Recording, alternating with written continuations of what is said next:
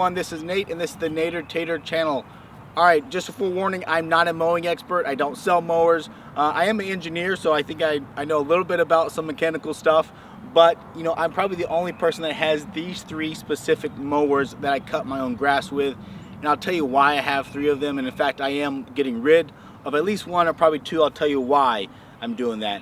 But what I will say is my property here, I have a total of 47 acres. But about 3 acres of that is what I would call yard, grass yard that I cut at like a 3-inch height. And then I have about 4 miles of trails that are mostly grass. Some of them are woods and sticks. And those I cut at a little bit higher, maybe 4 or 5 inches of height. And that's what I use my mowers for. I also have a brush hog for thicker stuff. But for about 3 acres, like I was saying, I would call it kind of a standard yard. I have some wide open spaces like this side yard, which is just sloped a little bit, but very open, no trees. And then off to this side that is off camera, I have a lot of individual trees I have to go around. I have some landscaping, house. The driveway is concrete and it's sloped, so I have to be careful with not actually cutting the concrete or chipping the decks.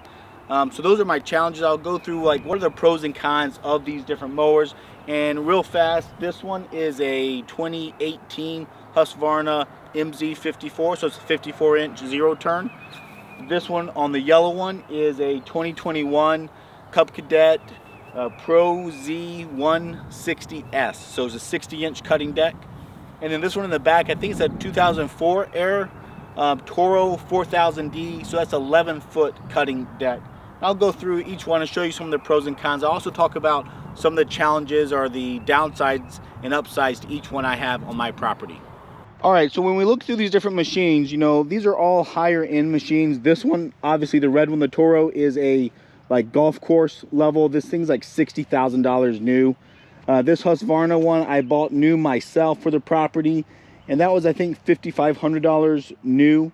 So, you know, I call that like a prosumer, you know, low end commercial or high end residential mower. This Cub Cadet one is a bottom end commercial one, I would say, is how they kind of rate it. They actually just got rid of the Pro Z lineup for 2023. So now it's a ZTX S if it has a steering wheel. And then this is like an S6 level. There's like S, I think 1 through 6. And this is probably the S6 level, S5 or S6.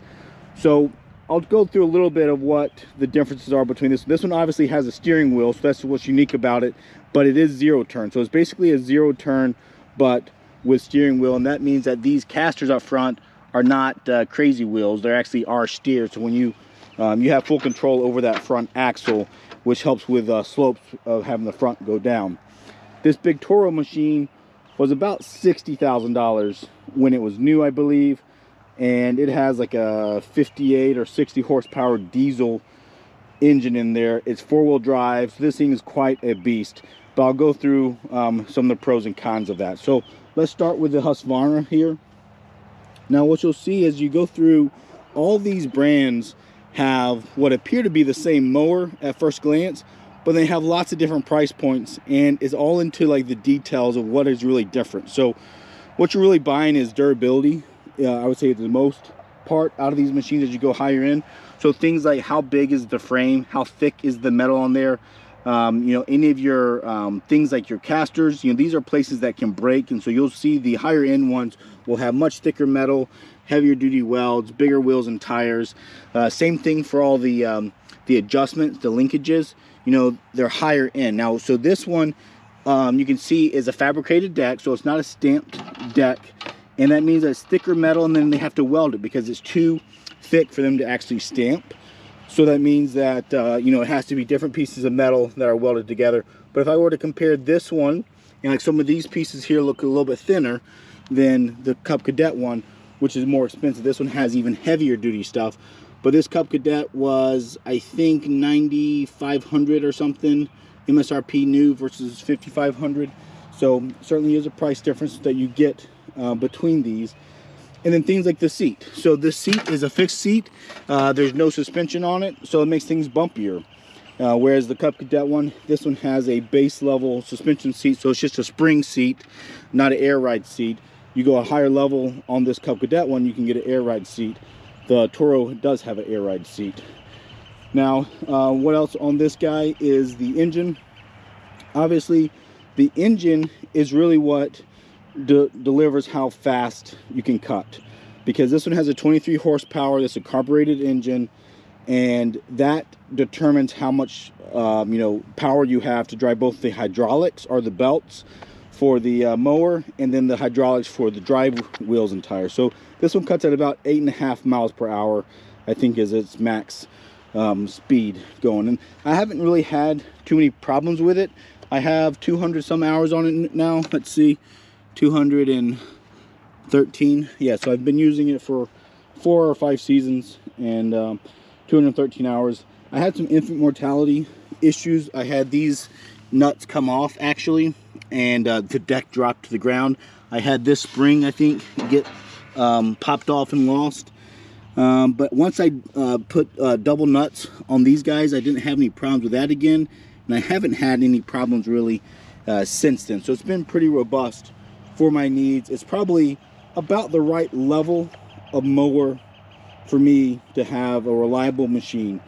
This Cub Cadet one is probably a little bit higher end than I really need to have, but why not? I like being a little bit more protected than being undersized. The cheap ones, the problem is that if I hit something out in the woods, a stick or a rock, you're going to really damage the cheaper machines with a stamp deck, and it's not really repairable. These ones are, this thing is really bulletproof. This is, I forget the thickness. I think I want to say it's a 10 gauge deck, and then it has a lot of reinforcement. So this is like a 5/16, I think, reinforcement. It goes all around the edge here. The spindles themselves have further reinforcements. Obviously, this one has this doubler plate that's much higher up than if you were to look at this Husqvarna one. This one is, it has a doubler, but it's a thinner doubler. So, those are things that you can kind of look for on these machines. But this one is definitely much heavier built. Remember the adjustments on the other one, this one's doubled up here on this linkage. If I go over here to these guys, this one is not nearly as strong, especially on the deck side. This is much thinner material there. So there are definitely some clear differences to me when I look at how heavy duty this linkage is, or these thicknesses here on this Cub Cadet machine versus the Husqvarna. But this one cost almost double new of that one. So you're paying for that extra as well. This one has 2 tanks. It has a left tank and a right tank, which is good. I don't use more than 1 tank though per side. You have this lever that you switch from right to left.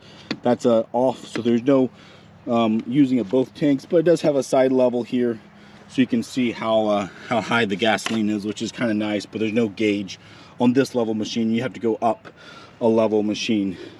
But one of the reasons why I bought this, besides the steering wheel, and I'll talk about that in a little while, is this is an EFI machine. So this is electronic fuel injected, no carburetor.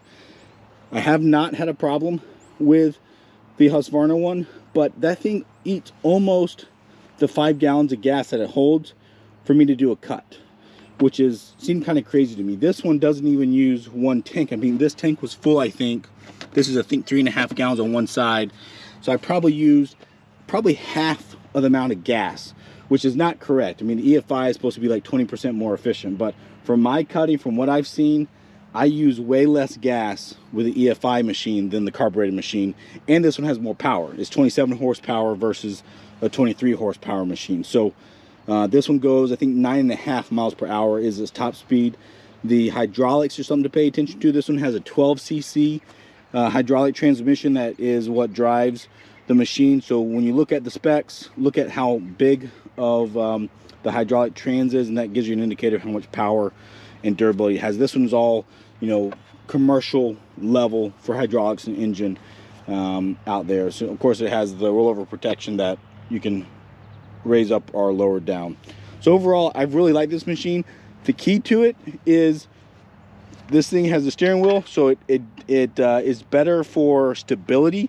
I would say it's a little bit worse for maneuverability. I'll show you some videos of that in a second here.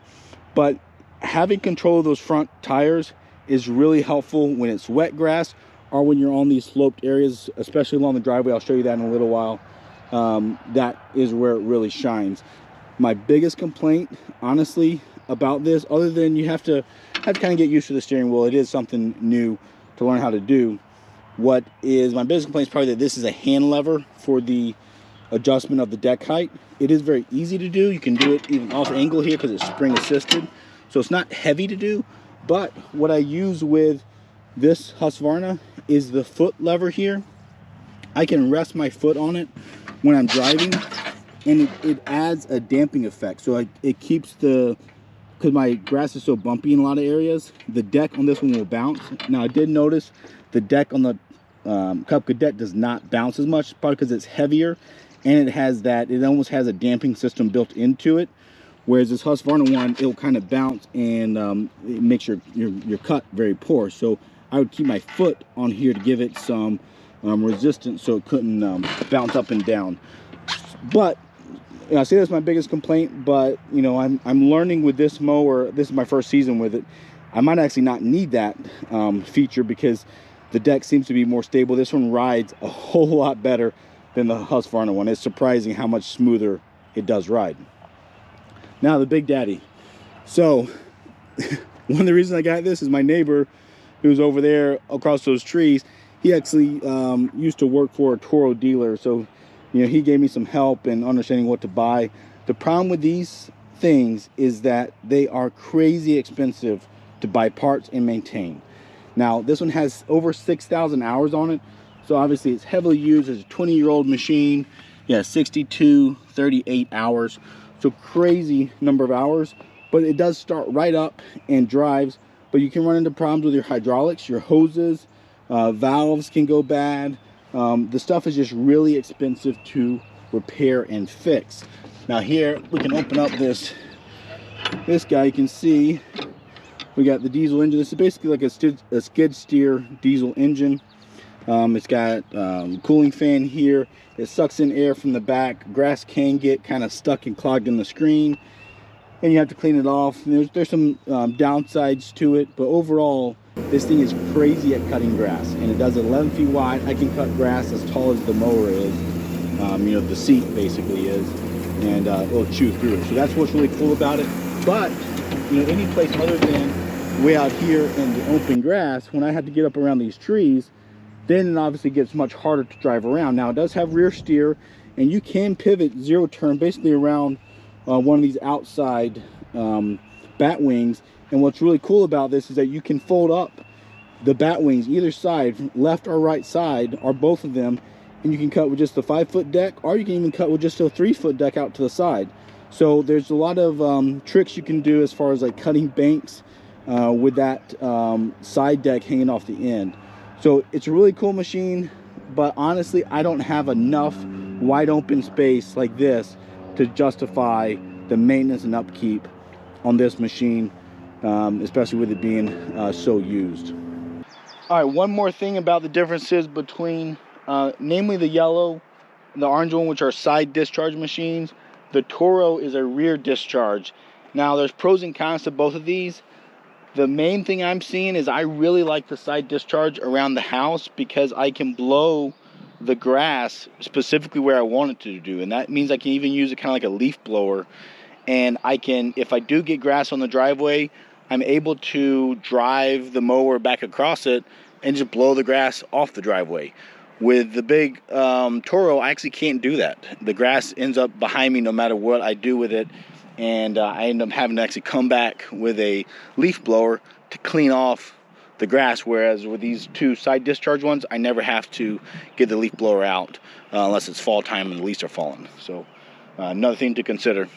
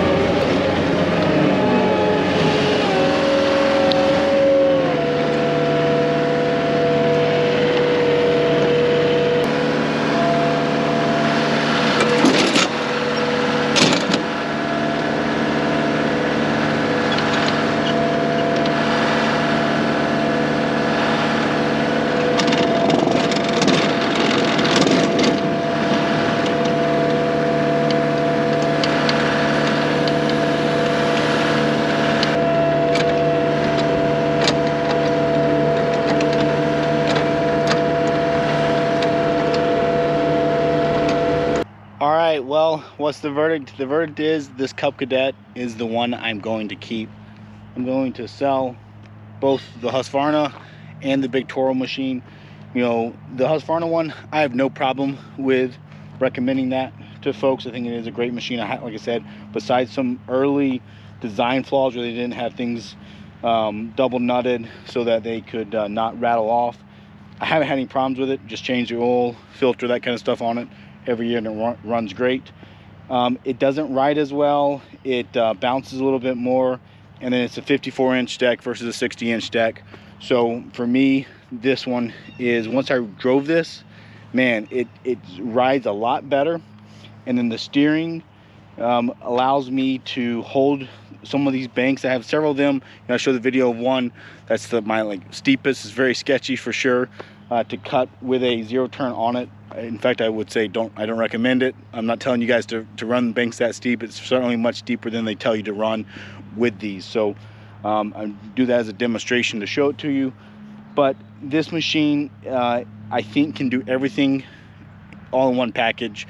I thought about going to a 72-inch deck, but the problem is, as you go to bigger and bigger decks, you start to get more areas where you scalp or you dig in on one edge of it. And I have a few of those where I have a slope and then it goes flat, and you know, this one does do a worse job than the 54-inch deck for those types of situations, and that's just a side effect that I have to deal with.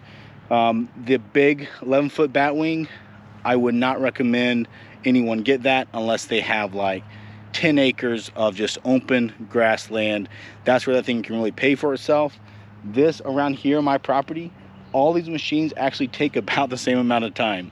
It's about an hour or so of cutting, so hour and 15 or something like that. That it might take me. I might be a little bit faster with the big 11-foot mower, but not by much, and it's because I have such a hard time maneuvering it around. And that's where I had both of them. There were times I actually took the big Toro machine, I cut the big wide open space with it, which is obviously much quicker than these smaller zero turns, but then I would park it and I get this one out and cut with that one for all the tight stuff. And again, that didn't really save me much time than just staying on the Husqvarna the whole time and cutting, you know, non-stop. So that's where the value didn't come for me to have the two mowers. And then the trails back there, the beauty about the 11-foot ones, I cut them once and I'm done. They're 11 feet wide. On these, I have to cut twice now. I have to go one side and then go to the other side. So it does take me longer, but I probably only cut those about 4, maybe 5 times a year. So I think for the added time that I have to invest, the extra 5 hours a year, it's worth it for me to downsize just one machine, one maintenance plan. All right, well, if you have any questions about this stuff, feel free to put them in the comment below. I'll try to answer them to the best of my ability. Like I say, I'm no expert, but I do have experience, and you can ask away for your specific situation if you think I can help answer it. So thanks for watching, and take care.